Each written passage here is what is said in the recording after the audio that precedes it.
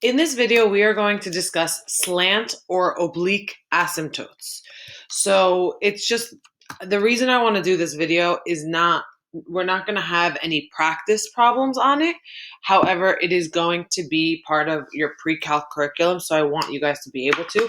So all of the questions that I'm going to be asking about it are going to be in this ed puzzle. So I will be asking questions for understanding, but I will not be there's no Khan Academy on it. So just a heads up.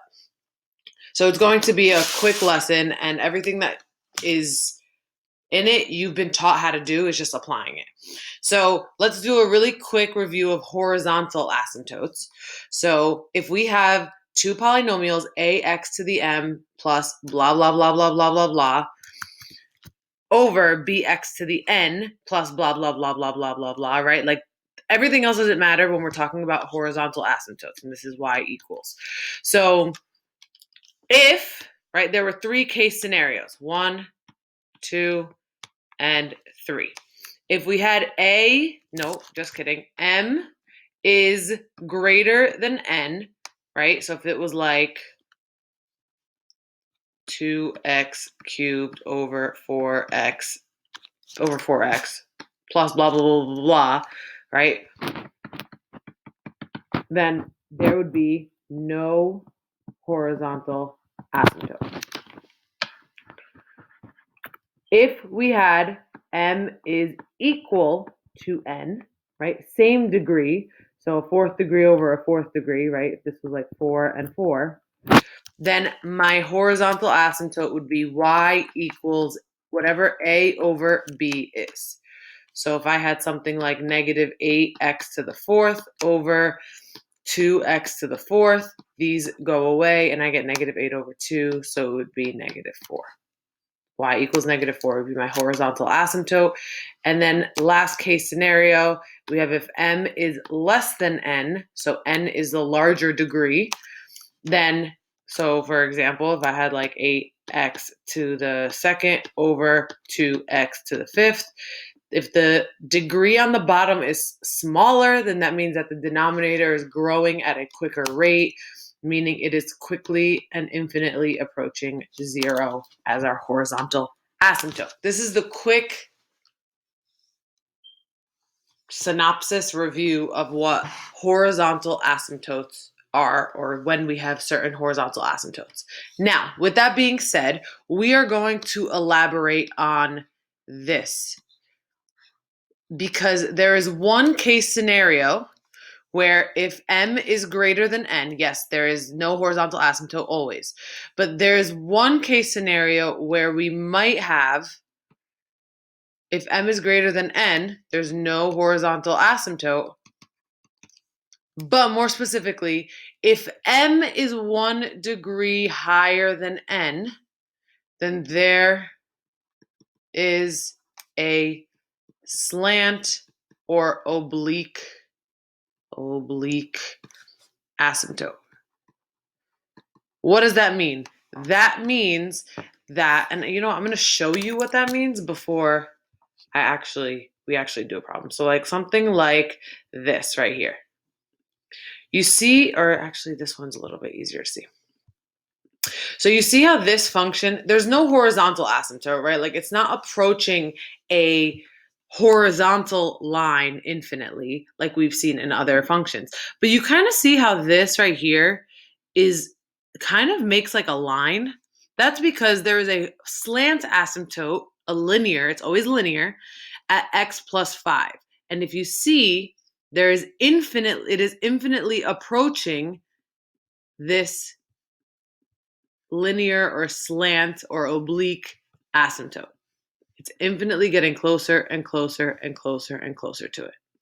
So it's important to note, again, this only happens when your degree is 1 higher in the numerator than the denominator. So 2 and 1, or 3 and 2, or 5 and 4, or 21 and 20. So it's always going to be when it's 1 degree higher. Okay, now there can never be a slant asymptote with a horizontal asymptote, because again, if m is greater than n, there's no horizontal asymptote. but there could be a slant or oblique asymptote if it is 1 degree higher instead of any other degree higher. So how do we find slant asymptotes, which is always linear, right? Because why is it always linear? And we learned this when we were doing division of polynomials, because we're going to be using long division here. It is always going to be linear because when I divide a second degree polynomial by a first degree polynomial, I'm going to get a first degree polynomial. So because slant asymptotes only exist when the degree of the numerator is 1 degree higher than the denominator, the quotient will always be linear. So let's do a little review of long division, but the good news is we're not going to have to do all of it. So I'm going to show you what is going to happen. So again, you set up this division box and it's x minus 2, and then we have x squared plus 3x plus 2. Now we have to ask ourselves, what do I multiply x by to get x squared? So x times x equals x squared. The whole point is to get rid of this. And then I have to multiply it by this x and then by this negative 2, so I have minus 2x here. So I have to do what? I have to subtract, right? So I'm going to subtract, and I get, this goes away, and I get 3 minus 2 negative 2, so this becomes a plus.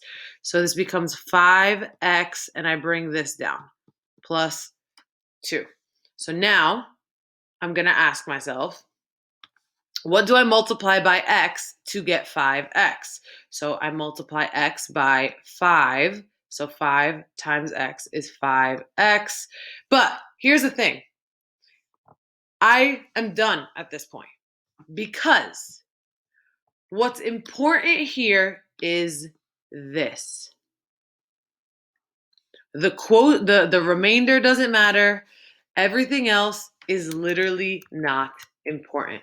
Once I get a linear function in my quotient area, that is my slant asymptote. So slant asymptote is y equals x plus 5, which we just saw on Desmos. This is the function, y equals x plus 5.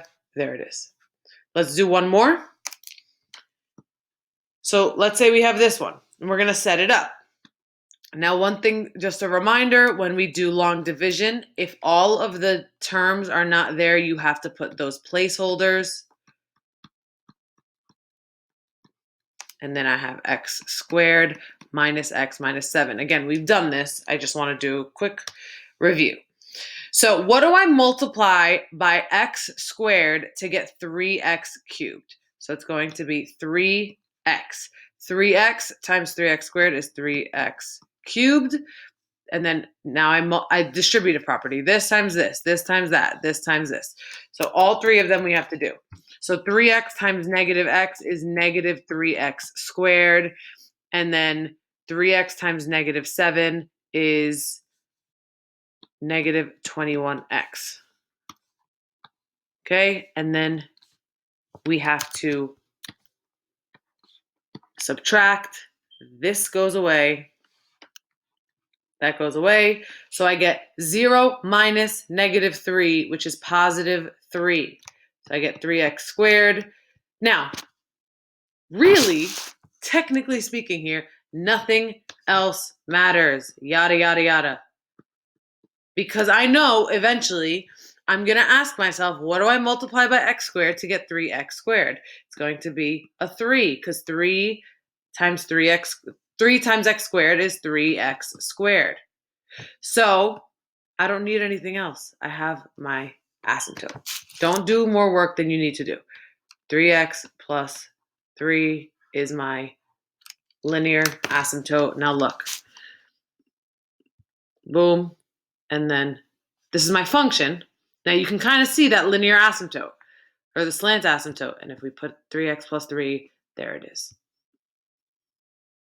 And you can see that it's infinitely approaching the asymptote but it is not going to become that line. Now, again, the same thing as horizontal asymptotes. It can cross a slant asymptote, but it may or may not, just like a horizontal asymptote. Vertical asymptotes are the only ones that will never, ever, ever be crossed because it is not in the domain.